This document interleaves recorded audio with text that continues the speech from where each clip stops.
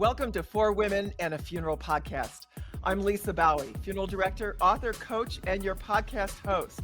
This podcast is sponsored by Funeral Women Lead, an organization that supports and unleashes the greatness in women to help them develop into leaders in the future of the funeral and death care profession. We provide a women's leadership academy, an annual wellness summit, mentoring, coaching, and educational resources, and more. For more information, please follow us and go to funeralwomenlead.org. With me today for our inaugural podcast debut are three amazing women. I'm so excited to have all of you here today. Two of you are founding board members of Funeral Women Lead. Alicia Carr, funeral director, CEO, owner of Kelco Funeral Home Supply, that supplies funeral homes all over the country, from Big Lake, Minnesota. How are things in Minnesota, Alicia? Well, they're beautiful today. Sun is shining. No, there's no rain, so all is good. Yay, no snow either? We had 4 inches of hail here in Colorado last week. No, it was snow. Crazy. We've had a lot of rain recently, like puddles everywhere, but today the sun is out. So okay, good to hear. Sun's out here too. That's awesome.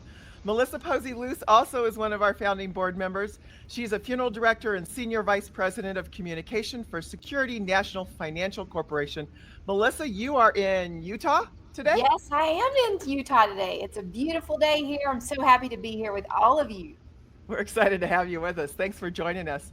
And our guest, and hopefully a permanent part of our podcast, if she has time and isn't too busy, is Ellen McBrayer, who is a funeral director, CEO, and owner of Jones Wins Funeral Homes and Crematory in Villa Rica, Georgia. Did I say that, Rica? Well, that okay? Yes, Villa Rica is how we say it, but Villa Rica is also, there's different ways to say it for sure. Okay, so that's a Georgia accent, Villa Rica. Georgia accent, Villa Rica. Yeah, got it. Okay. And Ellen is also the 2025 NFDA Secretary Treasurer candidate, and Funeral Women Lead is coming out publicly and endorsing her. We are so excited to have you, go forward and up the chairs in NFDA is what we hope, and become the very first woman president of NFDA. That would just be awesome. And hopefully stay on our podcast and join us as often as you can. So Ellen, thank you. Alicia, Melissa, thanks for helping us kick this off. The very first episode of Funeral Women. Here we are together at a funeral, right? So we're all connected to funeral service, which is so cool. So we're gonna have a great time today, and there is absolutely no subject during our podcast going forward that will be untouched. So our listeners can go to info@funeralwomenlead.org and they can send us questions. So maybe next time we'll have some questions from our listeners. But since we're just getting started today, we're going to start by just sharing a few little tidbits of wisdom, maybe some funny stories, maybe kind of, hey, what's going on with us? And give some inspiration to all the women in the profession, from funeral, cemetery, cremation, to green burial, to any woman that's out there serving in funeral service, pre-planning, death doulas, hospice. We want everyone to join us, all the women around the country in the US, and hopefully maybe even some of our North American neighbor friends will join us as well, and from other parts of the country and the world. We just hope we'll see you and listen to you. So we're gonna start by saying, ladies, something that happened in the last week that we're proud of. Something that maybe we did that we're proud of, because it's really important to occasionally pat ourselves on the back. And it's hard to do. Sometimes we second guess ourselves. We say, oh no, I did a horrible job. Did my hair look okay? Right? Was my voice all right? Whatever it is, we present. Melissa and I were just in Idaho last week doing a professional women's program for their very first inaugural women's program at the Funeral Service Association of Idaho. Oh yes, Ellen, you were there too and you spoke. So the three of us were like, okay, how did we do?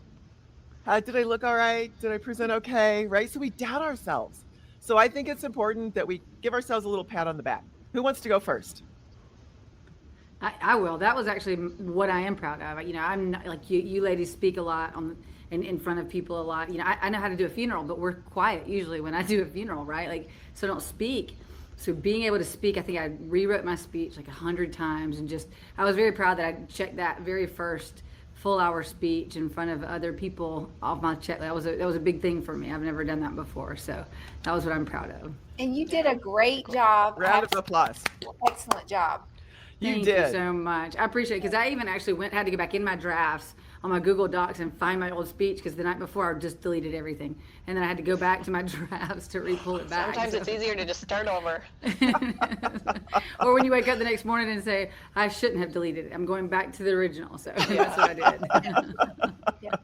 That happens. Oh gosh, you woke up the next morning, you're probably freaking out. Like, I was. my whole speech is gone. You did a fabulous job, Ellen. You really Thank did. you. It was, yeah, you really did. You had us laughing too. And that was, I think that's part of presenting. So proud of you, girl. Thank Good you. job. Thank you. Yeah, Who wants to go absolutely. next? I'll go next. I also was really proud of being there, I just have to say, and doing the keynote. But while we were there, one thing that really stuck out to me was a woman that came from the coroner's office, and she wasn't sure if she's going to be received well, or she wasn't sure what to expect. You know, she hadn't been around. While she works with funeral directors every day, that's not, being at their conference is a little different. So I was really proud that I was able to engage with her in a conversation that helped kind of bridge a gap that was there in her understanding about what we do and the importance and the value behind some of the things that we do, particularly our pricing and our merchandise. She and I were able to kind of rumble with that, as Brene Brown would say, and get in there, and it was great. And by the end of the conference, she was like, man, I really do understand this a lot better. And she felt like she had a room full of friends. And I think that was great to be able to just bridge that gap. It was fantastic. So Ellen, you play a large part of that, but I'm going to take a little, pride in the work that I did there as well. So. Yeah, absolutely. You did awesome, Melissa. I just loved your whole PowerPoint. I loved everything that you shared, you taught. And the networking that took place there was just amazing. The synergy was fantastic. You could see women kind of sitting off by themselves and alone for a while, but then later on, you kind of approach them. Both of you, I watched both of you. You went up to each woman that was there, each new woman that was there, and welcomed them and made them feel welcome. And I'm really proud of both of you for doing that as well. I think that was so important that, here's somebody who's on the national board of NFDA and just, bigger than life in approaching them. And Melissa, you have been such a huge part of funeral service all your career. And you were just a regular gal just going over to speak to another gal. And it was perfect. Great job, both of you. Thank you. Yes, round of applause. Elisa, how about you? Yes. Something you're proud of in the Well, last week? I've missed out on those two women's conferences that were I've never had FOMO as much as I actually have had it in the last couple of weeks here, missing out on those because normally I'm there. So, but life is busy, and I guess mine's more of a personal proudness that I had a conversation with my daughter recently. She graduated from college just a couple weeks ago, and her boyfriend is actually interviewing for a job. He flew out to Denver today. Denver. Interviewing for a job. The job wouldn't necessarily be in Denver right away, but he could potentially be moved to another city, St. Louis maybe, Denver. And he won't get to choose until he's got a little bit of seniority. But the two of them have had the conversation on whether or not he wants to take this job. And whether it would be all right with our parents, right? Me, Dan and I, and then her boyfriend's parents.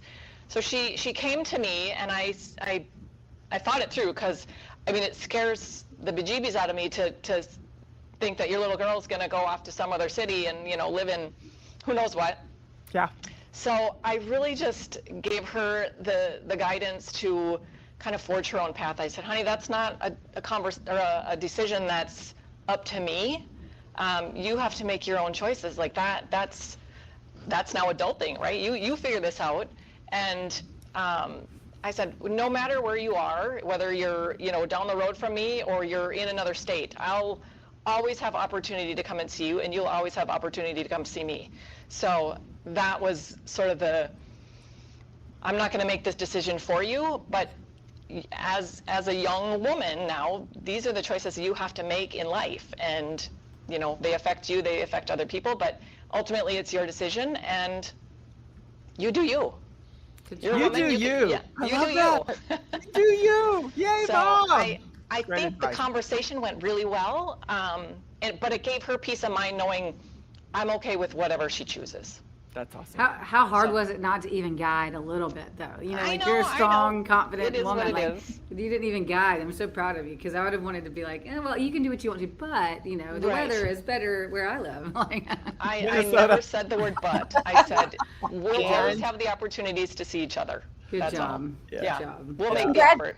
Yeah, congratulations too on the graduation. That's fantastic. Well, I know it was her graduation. Thank you. Yeah, So yeah, you supported that. So yeah, That was absolutely. great. That was great. Thank you for that. And it is so hard to coach and not guide, right? As they become young adults and they're moving away from home or thinking about it, and we're like, oh, where are my grandchildren going to be? And you start Yeah. thinking ahead, and you're just like, okay, whew. So I have children right now in 3 different states. I have stepchildren and children in 3 different states, and it gets a little crazy going back and forth as a nomadic grandmother with these grandbabies starting to pop up after weddings and so forth. And it's just like, oh my goodness, that Yeah. you just want to be with them all the time, but they can't. They got to live their lives. Exactly. Absolutely. Great Yep. advice. It was great. Actually, great response. Okay, round of applause. Yay. Way Yeah. to go, Elisa. Elisa, well, you- what yeah. about you though, Lisa? You've got to say something that you're proud of. Are you gonna? I will share a little bit. Okay, Well, okay. it's really hard to find that one little thing because we always have that one little thing that we're like, did I really do a good job? Did I really this or that? Um, I want to say that I'm proud of my daughter-in-law today, and this is a personal and a professional. She is the executive assistant, social media manager for everything we do at Funeral Women Lead. We've had a conversation yesterday, and she shared some thoughts and feelings, and needed to be heard. And I think I'm very proud that I was able to listen to her thoughts and feelings and validate them and understand. She's a mom at home with 2 little babies, and she's helping us launch Funeral Women Lead and this podcast. Her husband's helping us edit it, and she was able to share how she felt about things. And so I feel proud that she felt she could come to me with those. And that's not easy to do when you're talking to your mom-in-law, right? And you want to Right. always have a great relationship with all of your children and your wonderful daughter-in-laws, of which I have 3. So it's great. It's great. And they're the mothers of my grandbabies too. So, right. Yeah, and we had a great time last week in Idaho. We spoke to some amazing women. We shared some of our stories, some of our challenges. I'm proud of that as well. I'm proud of all 3 of us for just showing up. And it's a long haul to get to Idaho, especially from the East Coast. Ellen, you're coming a long ways. And Amy Swenson was amazing. And I'm really proud of her. And so I want to give a shout out to Amy because she is the president of the Idaho Association. And I'll tell you what, she had some medical challenges a few weeks before this whole thing came out and didn't even know if she could join us. And she still pulled it off. And she had a great group of helpers. Her daughter was there. The administrative assistant for the Funeral Service Association of Idaho was there. And everybody just pitched in and helped her. And it was just great to see women helping women. So I'm proud of to see all of that happen. We're proud of you, Amy, and I hope you're listening in. So let's move on, ladies. So tell us a little bit about what you enjoy most about being a woman in the funeral and death care profession. Because we love this business with a passion. We're all still involved in various ways, but what do you enjoy most about it? Who wants to go first? Well, I'll jump in with that. I love being a woman in funeral service because sometimes it's the unexpected, right? It's unexpected for the professionals with whom we work. It's also unexpected maybe with the families that we serve. They're used to seeing somebody else across the table or with them at night as we go to their homes and take their loved ones into our care. I have found that sometimes there's almost this sigh of relief, especially, and that's not disparaging against the guys in the profession at all. But we know that our primary purchasers today, the people sitting across the tables from us in arrangement conferences, are women.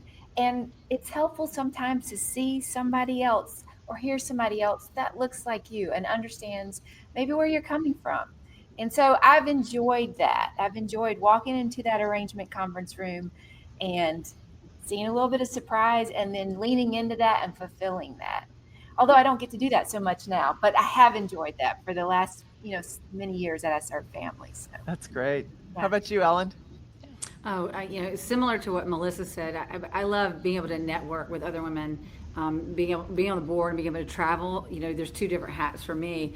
One is like Melissa said, the unexpected, being just a different face and just not being the norm of, the Grim Reaper walking into a house or the room, just having a different look. So many people feel like funeral directors need to look and act a certain way. And then also being able to network like with women like you, and being able to connect with other women in the industry and share, like concepts and minds and different ways to just grow who I am as a person. And it's fun not sitting at a table with yes people. Women aren't necessarily always yes people. They have big opinions and big views and big support, which is a wonderful thing. So I love the diversity and just such a unique time in our industry is a great time to be alive and being able to help serve people. That's awesome. I love that you said that, Ellen. 75% of women are graduating now, according to the ABFSC, the American Board of Funeral Service Education, from mortuary schools. And just to know that there is a place where they can be and where they can be accepted from all diverse backgrounds. And I love that women are opinionated, and I love that they share their opinion with you. I think it's so cool that they let themselves out there. I think that's wonderful. Thanks for sharing. How about you, Elisa? Yeah. Well, I guess similar to Ellen, I guess I wear several hats. I get the diversity and flexibility to do many things, and really connect with a lot of people. I think the connection for me is the most gratifying, and what I enjoy the most, whether I'm here at work, working inside the funeral home. I'm also a funeral director apprentice at a local funeral home here in Minnesota. So I think that's awesome. From Kelco, aside from being the leader of Kelco here, those kind of connections with families, colleagues there, really kind of I find my tribe, I find my circle of people that really inspire me to do better, keep going, keep pushing. So I get the diversity and flexibility. I don't ever get bored. Oh, of course not. Well, a lot of people don't know this about you, but you went back to mortuary school a couple of years ago, right? And Yes. You're working your way through your internship, and it takes a while in Minnesota, I think, a little bit. Plus, you're working full time and running. You're a woman-owned owner of a supply company that takes care of all of us in funeral service. At the same time, you bought your business from your mom, right? So it was like a double woman thing. And now you're going through your apprenticeship. How is that for you? It's going well. I mean, I'm actually in my second one. It takes a good share of time. Here in Minnesota, you need 2,080 hours in total. So I'm getting close to that. But with COVID happening, I actually graduated from mortuary school in 2019, fall of 2019. Wow. But had, went through the steps of doing the exams and all that kind of stuff, but went to a screeching halt when COVID happened. So I didn't do a whole lot the first year in that apprenticeship. So that's why I'm in a second one, because I wasn't going to make the time frame. So ultimately, I'm on track, things are going well, and I love the diversity of what I get throughout my days or my weeks. That's awesome. That's really cool. So those are fun things. And what I enjoy most is just interacting with women from all areas of the profession, from learning from the cemeterians, from the cremationists, from the coroner that we met last week in Idaho, from a woman who actually does crisis response and how she helps calm people down in the middle of a crisis when they just arrive and they find their loved ones gone. It's amazing what you learn, and that's what I love most about this profession is the learning and the continuous learning from everyone else. I think it's just terrific. Okay, we're going to change gears a little bit, and we're going to talk about the greatest challenges women are having in our profession today, because there's a lot out there. We hear a lot from them. I'd like to get your take on what you think some of the greatest challenges are, and any advice that you would have for them pick one of the challenges if you want, and just give a little advice. I think it's important that we as women share our thoughts and feelings and some of our experience with them. So who wants to go first on greatest challenges and a little advice? I'll go first on this one. I really think it has a lot to do with the work-life balance piece. In my opinion, in my own experience, I feel like women try to be all things to all people, and it's that's a difficult thing to do, right? And be that people pleaser. So Yeah. finding that balance as a mother, as a funeral director, as a business owner, wanting to lead, that's probably the hardest challenge, I guess, even for me. My kids are older now, but I still want to, like I was talking about earlier, I feel like there still needs to be that connection and deep conversations that are had. So finding that right balance and knowing that life is challenging for everybody that's around us.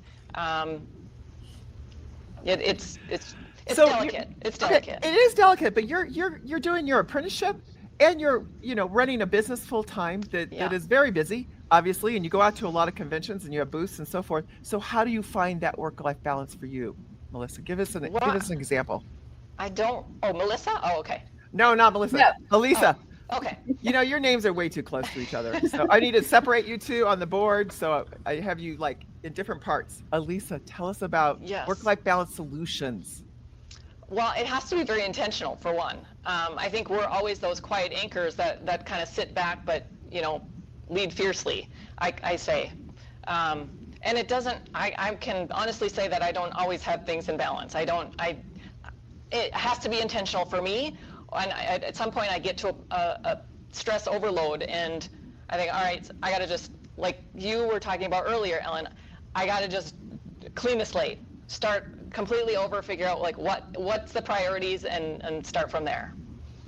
So good idea. That's what I do. Put a stop sign up there for yourself. You know how to check Yes. yourself and say, this is too much. I need to sit back. I need to reflect, and I need to plan a different way forward. Right? Really prioritize things because your plate can get really full, and it's really difficult sometimes to decide who you want to please first. What needs to happen and what can wait. And we as women are people pleasers, aren't we? We do this all the time. Yeah, and yeah. Right? We give, and that's really tough. Sometimes we're not giving to ourselves as much as we should. Yep. Who wants to go next? Yeah. Well, I wanted to say, I really appreciate what Alicia said about intention and living with intention. And I think sometimes too, when you said, Lisa, just a minute ago, it's not a stop sign, it reminded me of something that we talked about in my session last week in Idaho about fear not being a stop sign. It's an actual an invitation. And I think, we hear all the time, I know you've heard it and I've heard it, and we heard it in Idaho too, about these stop signs that people are trying to throw up, oh, you can't come be an apprentice. Well, or we hear people talking about how they don't have people to hire, yet a lot of those same people aren't willing to hire the 75% of the class that's coming in, right? Unfortunately. And so I think that it's important for us to learn how to, like I said too, flip the fear. So it's, what if they don't accept me? Well, what if you become the best that they've ever had? And so again, putting that intention in there, and that intention, not just in the way that we live, but the intention in the way that we react, and making it a positive, just flip it. And I think that's one of the things that we could really offer and show and illustrate to these women coming in, that this can be done. You can flip those stop signs into invitations. You can flip the fears in your head and walk into that and be who they need you to be. Because we need you. We need everybody at this moment. We serve a variety of families. We have such a diverse palette in front of us. There is someone for everybody. So let's invite those people in. Let them work with us. Let's train them and help them be the best that they can. Flip the fear. I love it. Flip the fear. I do too. Flip the fear. How about you, Ellen? What do you think? Greatest challenges and maybe some advice. Amen. Because both of what they just said and what we've talked about kind of segues into what I hear a good bit across the country. When I'm traveling is women will come and talk to me at different events and say I can't find a funeral home that I feel comfortable in, or that they the challenge that they have from the ownership or the leadership or the managers or people that they work right beside, and they don't realize that there's such a bigger bowl out there. Like, you're not just in a fish bowl, it's just, there's more. And my advice is to go on websites, that I have funeral directors, owners that have very laid back, conservative, not conservative, just very laid back, dress codes, to, very conservative dress codes, depending on the town and the community. And find the community that you feel most comfortable with. Go to websites, look at their Facebook feeds, see if their personality and funeral service fits who you are as a person, and then keep showing up. Keep showing up. Wear what their culture is, because they're wearing those items and those uniforms or outfits or very relaxed for a reason, because that's what their community needs. Be what that is, and just keep showing up. We have a lady, and she's an amazing funeral director, and she just kept showing up. Funeral directors are so busy. Sometimes carving out a time to sit down and have a formal interview takes a lot out of a funeral director. So she just kept showing up. She had the right outfit on. She had the right uniform on. I said, you've been here a couple of times. She said, you've seen my resume. I was like, absolutely. Why don't you have a working interview? And she never left. And so she's still with us. So my advice is to just keep showing up. Don't take no for an answer. And if it is, use that to fuel you, like Flip the Fear, or, Cars, the cartoon, use that as fuel to get you to the next stop. Place, resting place, not stop sign, resting place. Pardon the pun. Resting place. I love that. Final resting. Your final resting place in a funeral home, right? That's right. 4 women in a funeral. Women, get out there. 4 women in a funeral, and find your final resting place. I'm quoting you on that. That's awesome. Well, and I would add too, just find mentors. I think that's totally what gave me success. Is find mentors early, right, and create that circle. I would say stay connected to people that. Whoops! I think we lost Melissa. Elisa. We lost Elisa. Okay, well she popped off for a little bit. Hopefully she'll come back for us very soon. Sometimes our internet has a little glitch here and there. That's okay. No worries. So I'll be excited to hear what she says. There she is. About Okay, mentors. so we're gonna. She was right. I could totally hear you during that whole time. So I don't know what happened to the video part. That's okay. It was called comic relief. We needed a quick break there. That's perfect. Yes, you were saying find a mentor early, right? Find a mentor early. Find somebody that can not just share knowledge, but really kind of lift you up, right, and guide you in places without telling you what to do. But somebody that truly understands the work that you do, and it can be lonely at the top. People always want to be leaders, I want to be the top guy or woman, whatever. But it's really hard to share how lonely it is at the top if you don't have that support system and that tribe with you. I would say that's my best advice, because it is not everybody understands what you go through in a day. I've got to just share. Find those people. Okay, right along those lines, we learned at NFDA's Professional Women's Conference recently from Anna Nesbitt and Lily McMurrow, and I shared this again in Idaho, but I'm hearing what you're saying. They talked about your village, and I loved what Anna said. You have your ride or dies. That's like your people that they just show up when you don't even invite them to. They're there, and you need those people. And you also still need a support circle, and that could be more of those people that are just like maybe one step away, but they'll still give you good advice.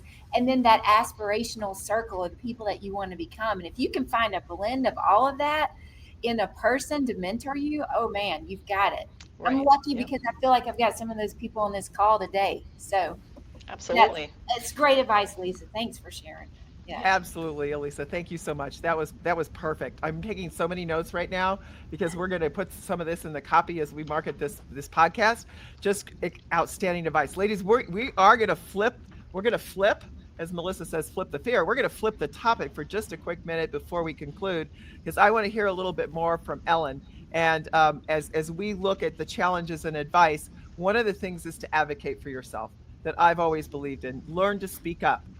Be part of the group and speak your thoughts and your ideas and where you think funeral service needs to go, or your profession, or learn and seek guidance to find your voice, right? I think that's so important. And that's something we do at Funeral Women Lead, is we're going to have a group of mentors to help young women, and women of all ages, by the way. It doesn't matter what your age is, because we all have our challenges and we all need some support. And and the three of you, me four, are really there for each other, and I love that. But Ellen, I want to hear just a little bit from you as we kind of taper off today for our first inaugural podcast, because you are running for the highest office in the National Funeral Directors Association. That in the last, since its history, what, 18? Am I going to get the year right? 97? Is that ish? Let's just call it that. Right? They've had 7 women serve on the board, and not one has gone up to become president of the largest funeral director association in the world. And Ellen's doing this, and she's taking the challenge, and she's going for it. And I want to hear from Ellen just a little bit about what you think needs to happen at NFDA and change, and just a little bit about, what do you really think about all this, and how can women get to where that you are today, and what can NFDA do more of? What does NFDA need to do more of, in your opinion? You've asked a whole lot right there. I did. There's a big That's a mouthful. loaded question. Yeah. You've asked a Okay. lot. So just take a little bit of whatever you can. And so I'll start with being an advocate for yourself. That's one thing that is hard for me, because we took at the Professional Women's Conference, we took a poll about what kind of leader you are, and I'm a promoting supporter. So being able to say vote for Ellen, is harder for me. But I will say, I'm not sure why there's never been a female to win the secretary position, but I can tell you right now, for me in my life, I know without a shadow of a doubt that I'm the best person for the job. And I tell a lot of women, try to make yourself the best person or the best candidate. Don't make it about who you are, what you are. Just make it about you being the best and you being the most prepared. And going through my journey when I went into mortuary college, I started getting involved in NFDA. So I'd also advise people to, especially women who are seeking in this world where there's so many women now going into funeral service, show up, go to these events, go to these conventions, introduce yourself to the leader. I told my son the same thing when he went to the University of Georgia. Make sure you introduce yourself to every professor. Schedule a time with them, schedule a time with the leaders, and listen intently. With the intention to learn. Listen to not only learn about what the subject is, but about life, how they got there. And so, as we navigate through life, one thing that I did was when I went to mortuary school, I started getting involved, and I've served on just every committee I believe possible with the NFDA. And I've had such a wonderful time and learning and being able to do and be involved. And so, I think one of my first, right out of, it was right after I had my first child, Fox Business, Women in Funeral Service interview.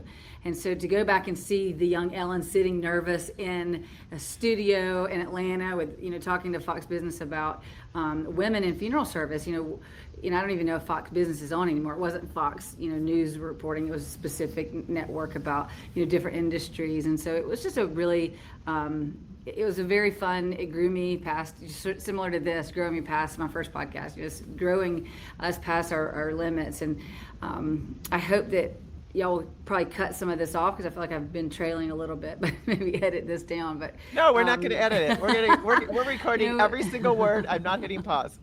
And so, but just being able to be in this position right now, I think the biggest challenge that I'm facing right now in this election is the voting dates. People have come up to me and said, "Oh, we don't get a vote. It's one vote." A lot of people think you vote at leadership. So the one thing that I would really like to be known is that the voting dates and the voting periods are very, very important. If you're a member of the NFDA, you get a vote, you log in. If you own a funeral home, you get the rooftop vote, you'll get multiple votes. So please just go and vote. Voting is very important. It truly does matter to go and vote for the candidate that you want. And don't forget. The dates of the vote, they start June 12th, right? June 12th through June 25th. June 25th. Okay, so it ends on the 25th. So we have a very end of business day at 5. Okay, so we're all going to be calling you on June 25th, and we're going to begin at what time? Is it 5 o'clock Eastern? Yes, I believe it is. I'd have to go. Okay, so it's at 5:01 Eastern. We're going to hit the phones. Maybe we'll go live on a podcast. We're going to be talking to Ellen, the next Secretary Treasurer of NFDA. Yeah. Please, I hope so. That's the goal. That's the goal. That's exciting. That's the goal. Well, and if you can't remember when you log in to vote, if you can't remember who to vote for, just remember you can't spell excellence without Ellen. So. I love that. That's I really love good. that. Super important. Thank you, Ellen. We're grateful that you could be here with us. We hope you'll be a permanent part of our podcast, at least when you have time. You'll come back and be one of the 4. and 4 women here and a funeral. So we're super excited I would about love that. that. Well, I we would had a love lot that. of good learning, ladies. I want to keep us to a shorter period of time. Our goal is to keep this around 35, 40 minutes max so that we keep everybody's attention. So women out there in the field can listen to the podcast maybe when they're on their lunch break or their drive home or drive to work. And we're just excited to have you. Is there anything else that you would like to share with all the women of the world that will listen to this before we sign off today? And then maybe share with us one thing that you're really grateful for in your life or this week. Up to you. I got one. I'll Okay. jump in. I'll Jump in. really quickly. I had a good friend here at work actually that had a loss with another good friend of hers is her special friend. And I am so grateful that she reached out to me and trusted me enough to ask questions about these arrangements that were about to take place, about opportunities to honor this young man. It was a real vulnerable spot for her, and I really appreciate that she trusted me enough to have that conversation with me. So that's what I'm really grateful for, is the knowing that I have a friend like that in this building that I come to work with every day. That's awesome. That's awesome. How about you, Elisa? Well, I guess my wrap up would be that women have always been here since the 18th century. I mean, the women have been involved in funeral service. It goes back. And it kind of goes back to the quiet anchor piece that I'd mentioned earlier. We've been the quiet anchors, but I think it's time for not just us, but the first profession to reflect the realities of the workforce and what's happening in mortuary school, who's coming into the profession. And that's why I'm very honored to be a part of this movement and move that needle forward. So, thank you. That's awesome. Yeah. Thanks. Ellen? I'm grateful for, I've been friends with you guys for many, many years, but I'm grateful for this next level in our friendship and this podcast and just being able to come and just talk to like-minded, having new mentors. You're wonderful, and I appreciate each and every one of you. That's what I'm grateful for, truly, just to be, just to be knowing you guys. Part of our circle, right? Yes, and being part of each other's, circle to move into the ride or die. I just love that. You guys are wonderful, and I'm just so grateful for that. That's awesome, Ellen. And we wish you well. And don't forget to vote June 12th through June 25th. Or if you're not a member of NFDA, join now and encourage your employer.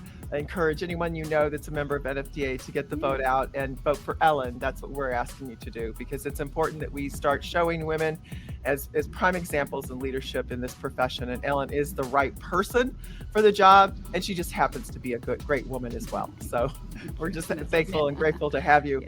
I'm really proud of all 3 of you for coming on this podcast today, for your continued support for our movement, for Funeral Women Lead, and all that we're going to be doing in this space to help and support women, from our Wellness Summit to our Leadership Academy to just the mentoring and the guidance that we know that we've all had as when we were younger women, and even as we age, we need mentoring and we need guidance. And so I'm grateful for all of you for being with us today, and just grateful to all of our listeners that are out there and hopefully going to hear our first inaugural podcast.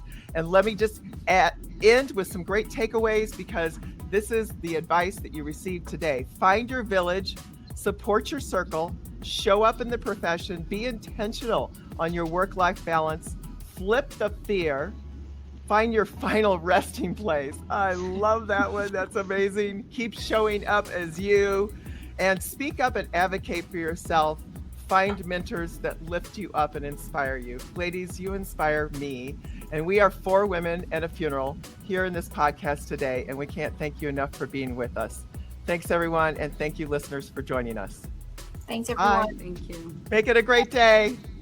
Vote for Ellen. Vote for Ellen. June 12th through the 23rd, 25th.